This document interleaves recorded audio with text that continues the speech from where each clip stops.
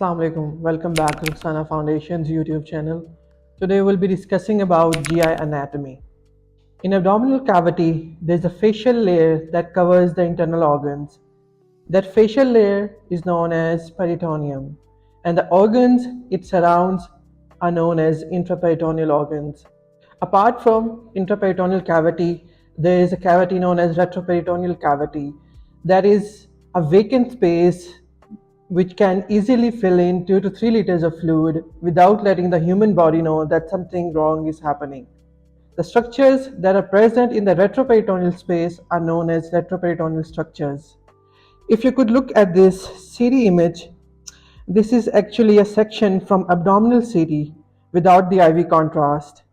Starting posteriorly and going anteriorly, we can first see a layer of skin, and after that there is the subcut tissue. Moving forward, you can appreciate these big muscular structures which are erectus spinae. Going further, these are the psoas muscles. In between the muscular structures, this is the vertebrae bone. On each side of the psoas muscles and the vertebrae, there are kidneys which are bean shaped like structures you can easily appreciate from here. In front of the vertebrae, in the center, are two big major vessels. The one on the right side is the inferior vena cava, and one on the left side is the aorta. You can appreciate some amount of calcification in this aortic vessel, which might be a clue to the fact that this is a CT scan from an old person.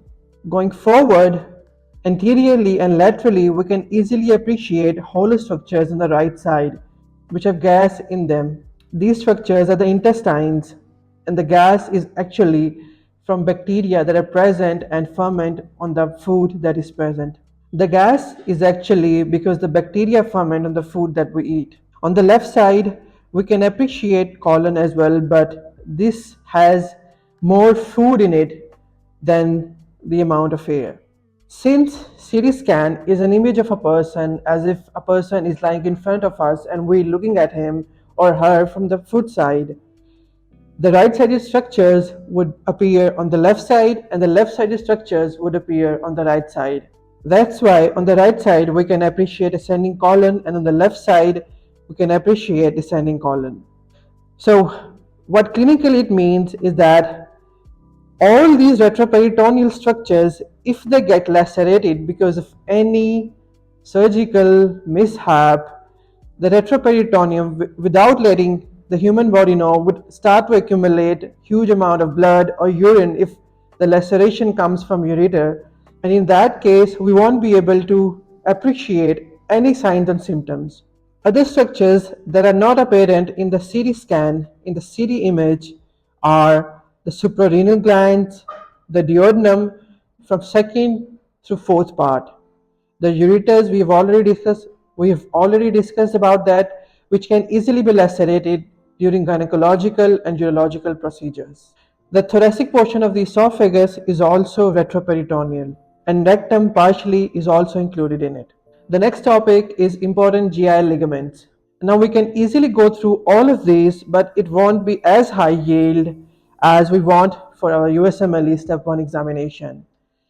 For that, we need to remember the hepatoduodenal ligament. If you could see in this image, the hepatoduodenal ligament takes its way from liver towards the first part of duodenum, and the important structure that is present in it is the portal triad. Now the portal triad consists of three parts: the hepatic artery, portal vein, and bile duct.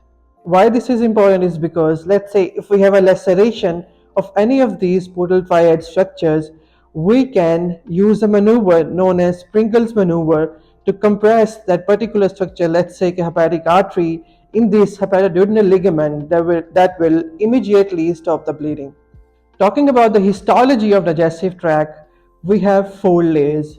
Number one being mucosa, second being submucosa, and then muscularis externa and serosa.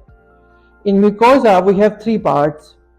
One is epithelium, the second lamina propria, and third muscularis mucosa.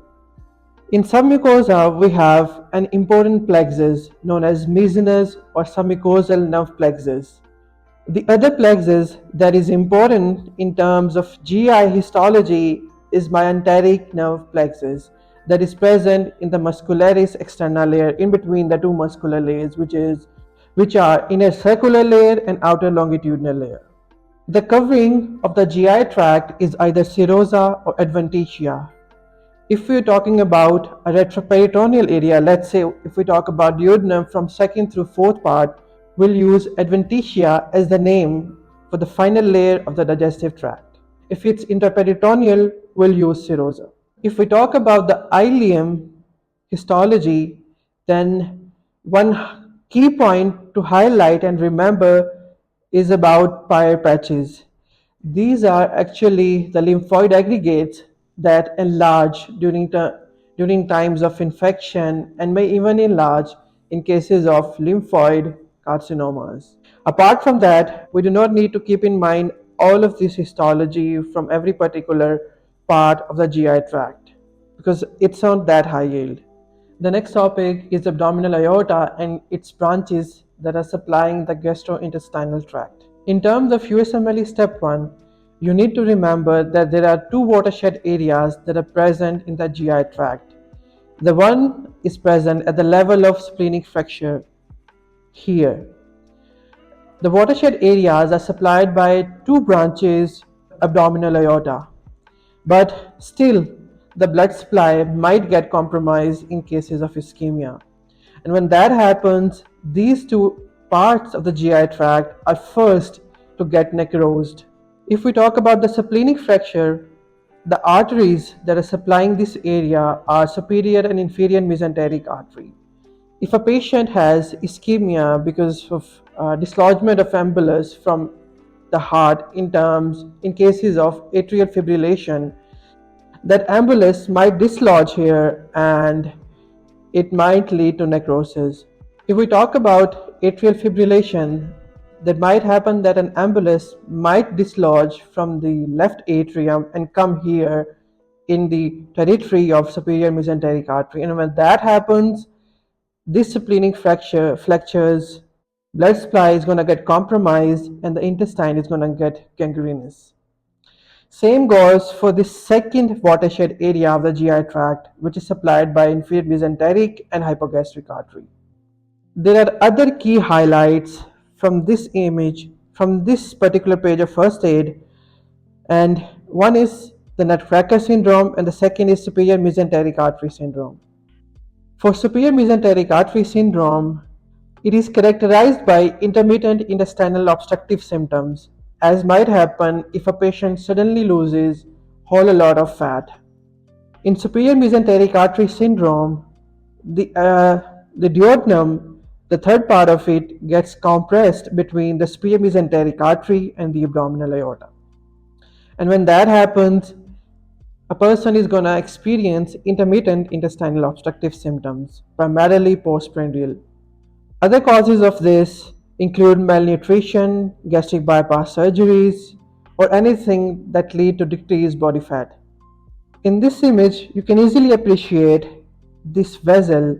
This is the left renal vein that is making its way from the left kidney to the IVC for drainage into the systemic circulation. Because of the decreased amount of fat in this area, the duodenum can definitely get compressed, but so can this left renal vein.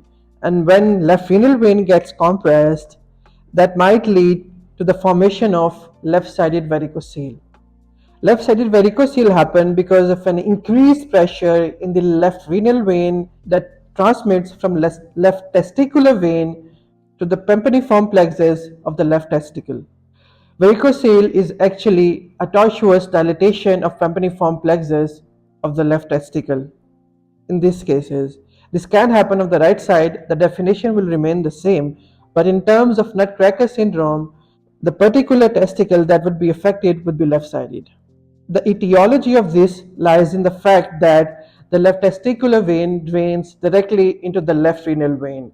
The right renal vein drains into inferior vena cava. And because this left testicular vein has to take a longer route and it inserts in the left renal vein at 90 degrees angle, The left-sided varicocele can happen easily in terms of left renal vein compression, in terms of when nutcracker syndrome appears. Thank you so much for watching our YouTube channel. Please do subscribe and press that bell icon. We'll meet you again. Till then, goodbye.